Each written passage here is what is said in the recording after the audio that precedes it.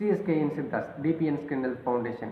டிபிஎன் அப்படின்றத பற்றி இந்த பதிவில் பார்க்கலாம். ஆக்சுவலாக டிபிஎன் அப்படின்றது வந்து டெர்மட்டோசிஸ் பேப்புலோசா நைக்ரா அப்படின்னு சொல்லக்கூடியது.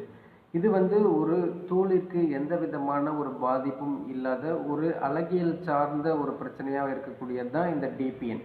டிபிஎன் அப்படின்றது வந்து பார்த்திங்கன்னா நம்மளோட பெரும்பான்மையும் உடம்புல எங்கேனாலும் உண்டாகலாம். முக்கியமாக வந்து முகப்பகுதிகளில் ஒரு மச்சம் மாதிரியான ஒரு அமைப்பில் பேனாமுனை அளவு வந்து இது ஏற்படும் பொழுது முதல்ல வந்து அவங்களோட தோலோட வண்ணத்திலும் அதன் பிறகு கருமை நிறமாகவும் மாறும். இது பொறுத்தவரையும் பார்த்தீங்கன்னா நமக்கு ட்ரீட்மெண்ட் அப்படின்றது வந்து ஒரு அழகியல் சார்ந்து தான் தேவைப்படும். மற்றபடி வந்து இது இருக்கிறதுனால அந்த நபருக்கு எந்த விதமான ஒரு பாதிப்பும் ஏற்படாது.